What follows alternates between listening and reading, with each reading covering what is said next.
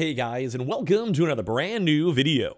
In this video, we actually have some pretty interesting news when it comes to brand new technology that's actually being involved in the brand new PlayStation 5 games, such as Spider-Man 2, and as well, we also have some pretty big updates too for Final Fantasy 16, a little bit of gaming and industry drama, and a lot of other cool things to go and talk about throughout today. So if you guys will sit back, relax, and enjoy as well, hope you guys are all having a fantastic, lovely weekend. If any of you guys also have been kind of chilling too, if you guys have been enjoying the somewhat small changes every single day, we're getting a little bit more situated for the brand new background setup, so if you guys don't mind. Also, we should probably never look like alcoholics, so let's go and talk about some cool gaming news. So make sure you guys are subscribed, notifications on. We have all of the Amazon consoles down below if you guys do want to go check those on out. Twitter and Twitch, we'll be hanging out playing some games up on Twitch if you guys are bored. Of course, Target, Amazon links too, and let's dive into some pretty big news. So very first and foremost, we've actually had a pretty big talk of the town, and I want to do a little bit of a deeper dive into this, where we do know the next upcoming big exclusive from Sony, aka Spider-Man 2, is actually going to be featuring some really cool brand new technology, specifically for the PlayStation 5, the game itself, and also technology that might be involved into other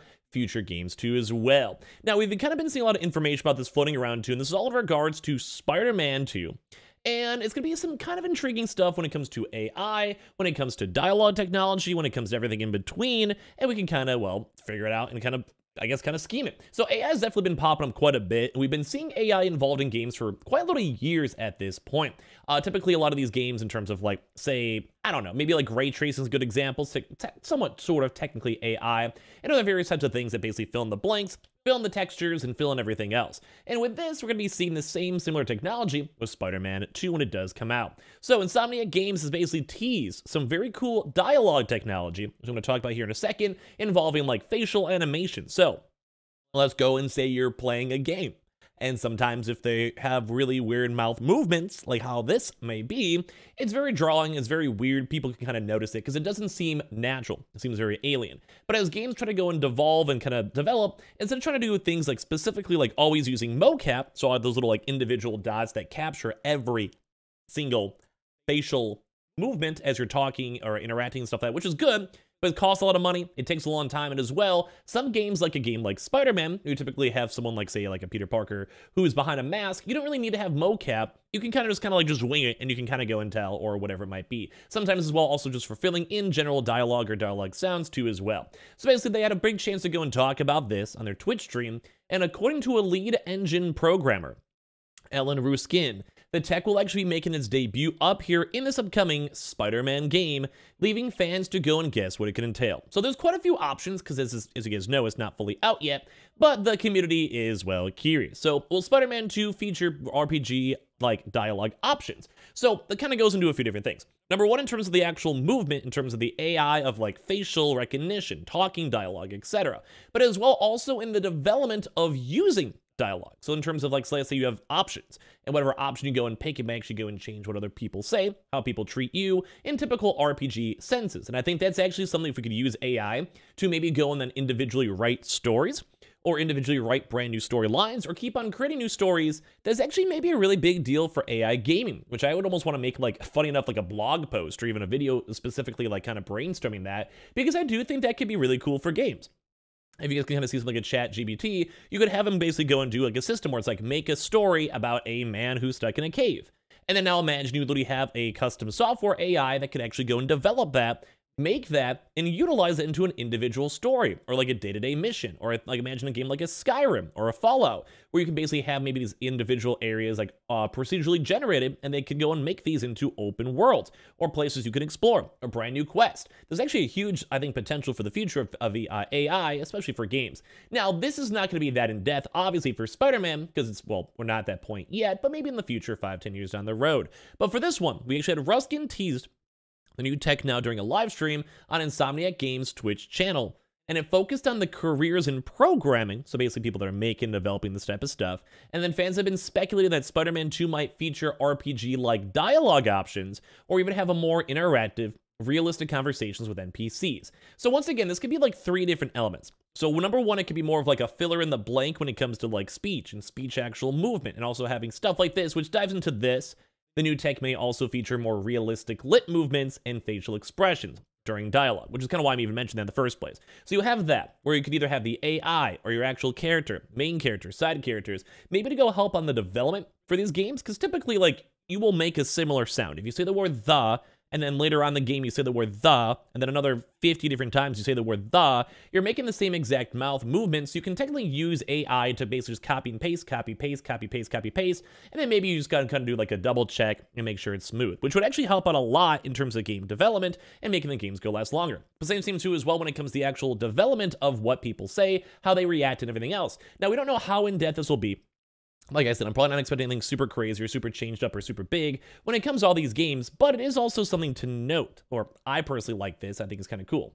So Insomniac Games is known for its creative and technical prowess, so we certainly can't wait to see what they're up to. The studio has kept its upcoming projects tightly under wraps, but we've been promised that Spider-Man 2 is actually on track to release as of this year, which I'm very hyped up for. So we're gonna have to go and see something sooner rather than later, unless Sony pulls another God of War Ragnarok with surprisingly minimal pre-release showcases. So there also has been the big rumor too that we're gonna have an upcoming proper event, not a state of play, like a proper big showcase. Same with Xbox, who want to do a bigger showcase too as well around the summertime and highlight different games such as Starfield. So we're kind of excited for this one. I'm kind of hyped up, and I do think the future this has a lot of potential, and brand new technology being released and utilized on the PS5 may also mean that future games can be developed quicker, AI can be better, and normal folks talking could also be a little bit, I don't know, just more cool. Plus also the same idea too is we could maybe maybe not instantly in the next few years, but sooner rather than later, you maybe have like procedurally generated day-to-day quests, missions, areas, environments to make games that are live service even better in the long term. But I would almost want to make a separate video on that. If you guys want to hear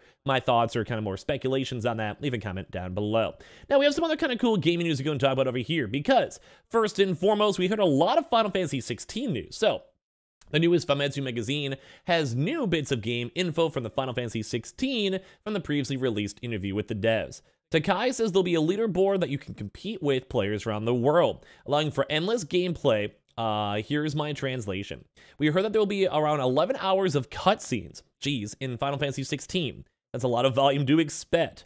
The 11-hour estimate does not even include scenes that happen during battle events, so it truly is a chunky amount, and that doesn't include side quests either. But that's a Final Fantasy game. I think most people assume a Final Fantasy game is a proper long, like at least 30+ hour game, sometimes even longer, or look at like Final Fantasy 14, it's literally an MMO.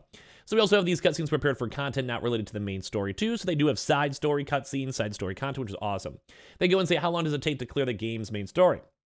Final Fantasy 16 is a story-driven game that will take you on a roller coaster trip. You'll see the entirety of Clive's way of life, and the game will probably take around like 35 hours, which I think is a good amount. If we include side content, it'll probably be double. Huge, just 70 hours. That's awesome, I love that. Where people's asking if you focus on the main story, does that mean that there's not many side quests? That is absolutely not the case too, and they have a lot of side quests. Also love it to enjoy the world. When the game development was starting out, I had the idea in mind that gamers these days are really busy with other things. So I wanted them to be able to go at least aim to complete this story. I thought about making the game so they could compete around 20 hours would make sense, but more and more just kind of got packed in. Now, if it's good content, I don't mind if it's longer. If I'm playing an RPG or Final Fantasy game, I'm expecting it to be long. I'm cool with that. I don't mind that. I also thought that would be good to be able to clear the game in about 24 hours, the duration of a day, but as we worked in the game, things kept on expanding. Okay, these guys are definitely thinking of Twitch streamers in mind. For this game, we really wanted the player to be able to experience the story from start to finish. If the story length was too long, then it might get tiring to play. That's why we don't want Final Fantasy 16 to feel like a roller coaster experience, or just when you think you can see the road ahead of you, you're pulled into another direction. But all the things we're hearing from this is awesome. I love this. I like a longer game that's filled with good content that I know I can appreciate. It'll take around 35 hours for you to understand the meat of the story and complete the game.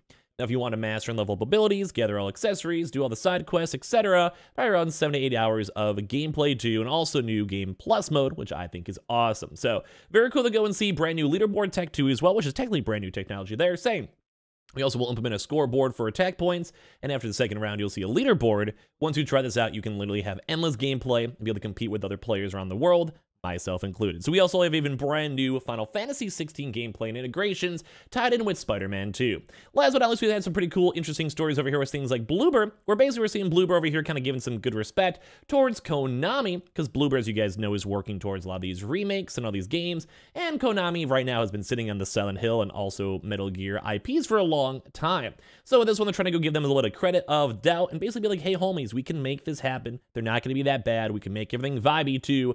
And I think at the end of the day, I like this. We're seeing like the game industry being like, we got this, we support this, no big deals. Same thing too as well with Exo Primal. We're actually kind of hearing some iffy things. I may go check this out on my Twitch stream tonight if you guys are bored, so I'll link that down below. But it looked kind of a cool little, I don't know, random interesting game. We get to go and destroy up some dinosaurs. I've heard mixed things so far. If you guys haven't had a chance to check it out, I think there's an open beta for the next few hours if you guys are bored and want to try to download it really quick. And last but not least, we did actually go and see that Layers of Fear, which I actually thought wasn't too bad of a game. Looks apparently ridiculous on the PS5 and Unreal Engine 5 demo. And Unreal Engine 5, I'm excited to go and see. I also would want to go and showcase and highlight this up a little bit more for you guys, because I do think this has some really cool long-term potential. So give me your thoughts and comments on the brand new tech. We'll probably have another video later on today, so be on the lookout for that. And thank you guys all for the patience as I'm still adjusting my setup. Make sure you guys follow the Twitter and Twitch down below, all the Amazon links too as well down below. And I appreciate you guys all so much for watching here in the first place.